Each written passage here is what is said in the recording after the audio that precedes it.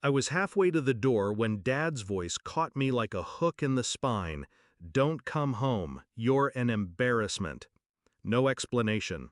No room for reply. Just the sentence, thrown like a stone. I stood there for a second, tasting the iron tang of humiliation in my mouth, before I left. I didn't argue. I never argued with him. Not anymore. Mom's birthday was 3 days away.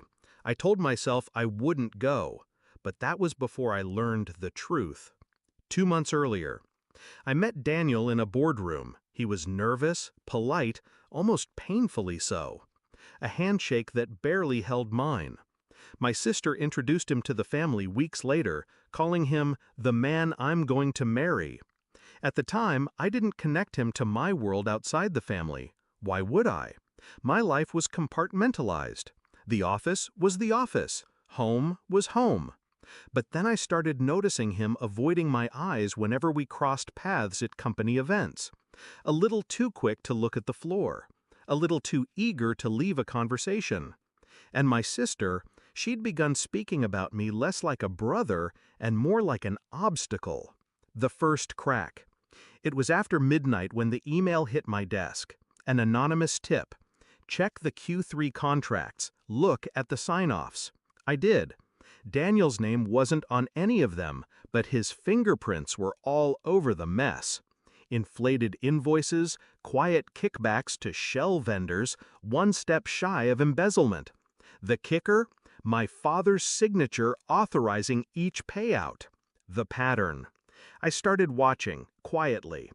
Daniel was feeding my father information, twisting numbers, blaming department losses on reckless leadership decisions I had supposedly made. In Dad's mind, I was running the company into the ground. In reality, Daniel was bleeding it dry. And my sister? She was in on it. The emails between them weren't just business, they were intimate, mocking. My name was in every third sentence. The shift. I didn't rage. I didn't drink. I didn't confront them. I smiled in meetings. I sent polite family texts, and I started moving the chess pieces. First, I pulled every document they'd touched, copied, time-stamped, and archived off-site. Second, I brought in my legal team, not as lawyers, but as auditors. Third, I waited for Mom's birthday. The plan. It wasn't about exposing them in front of strangers. It was about revealing the truth in front of the one person they couldn't spin a lie to. Mom. The venue was perfect, my parents' house. Dinner with all the extended family. A big enough audience for the fall to echo.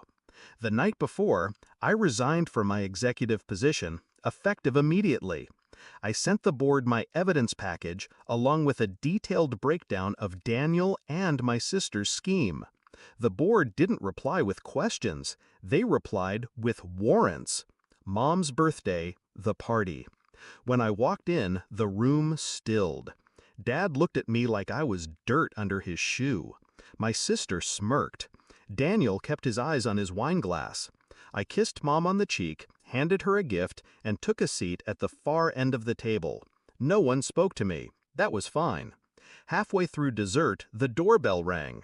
2 plainclothes officers stepped inside. They asked for Daniel by name. His hand froze on his fork. He glanced at my sister, then at Dad. "Hi, boss," he muttered, eyes locked on me. The room froze. Mom looked between us. "Boss?" Dad's voice cracked. Daniel laughed once, bitterly.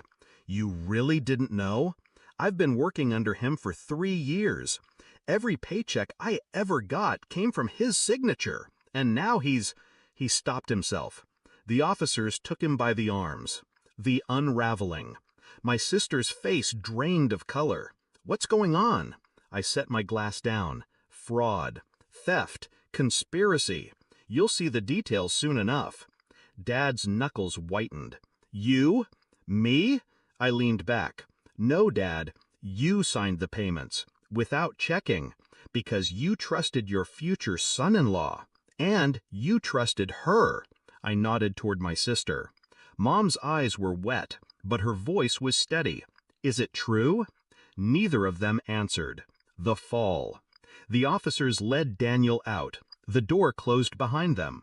My sister tried to follow, but I blocked her path. You might want to stay, I said quietly. The board's lawyers will be in touch. They have your emails. Her mouth opened, closed.